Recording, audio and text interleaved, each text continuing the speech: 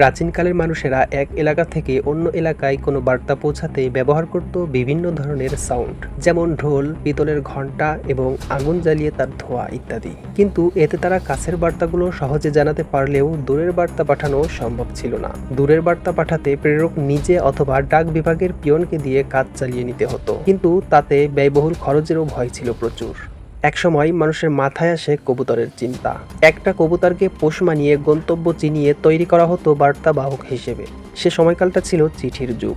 সে যুগে যদি কোনো ছেলের কোনো মেয়েকে ভালো লাগতো অথবা তারা সম্পর্কে জড়িয়ে যেত, তখন তারা কথা বলতো চিঠির মাধ্যমে। তাতেও ছিল হাজারো রকম সমস্যা। কখন কে কোথা থেকে দেখে ফেলে বা আঁচ করতে পারে সেই ভয়। তার জলজ্যান্ত প্রমাণ পাওয়া যায় চিঠি লিখেছে বউ আমার ভাঙ্গা ভাঙ্গা হাতে গানটাতে। কিন্তু যুগটা চিঠির মাধ্যমে সীমাবদ্ধ থাকেনি। প্রযুক্তির উন্নয়ন এবং আধুনিকতার ছোঁয়ায় বাজারে আসে অ্যানালগ বাটন মোবাইল ফোন। সমাপ্তি ঘটে চিঠির যুগের। কবুতরের পায়ে বাঁধা সেই চিঠি পরিণত হয় মোবাইলের কয়েকটা টেক্সট অক্ষরে। যে বার্তা পেতে বা পাঠাতে সপ্তাহের পর সপ্তাহ অপেক্ষা করা সহ প্রচুর অর্থও গুনতে হতো, তা এখন বাম হাতের বুড়ো আঙ্গুলের একটা চাপ মাত্র।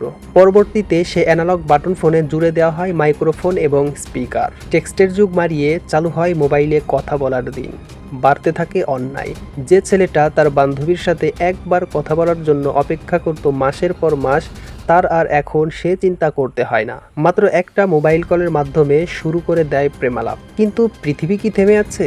ডেভেলপ হতে হতে আজ আমরা পৌঁছেছি সেই জাতিতে যারা বাংলাদেশে বসে আমেরিকার সাথে ভিডিও কনফারেন্স করতে পারি মাত্র 3 সেকেন্ডের ব্যবধানে। কোথায় সেই কবুতরের পায়ে বাঁধা চিঠি আর কোথায় সেই ডাক পিয়ন? চারিদিকে এত উন্নতি হওয়া সত্ত্বেও অন্যায় কি থেমে আছে? নিউজ ফিড খুললেই চোখে পড়ে চারিদিকে গুম, খুন, রাহাজানি, ছিনতাই, ধর্ষণ, নারী পুরুষের অবাধ মেলামেশা সহ সমস্ত প্রকার অশ্লীলতা। কোনো প্রকার অন্যায় থেকে মানুষ বিরত থাকছে না।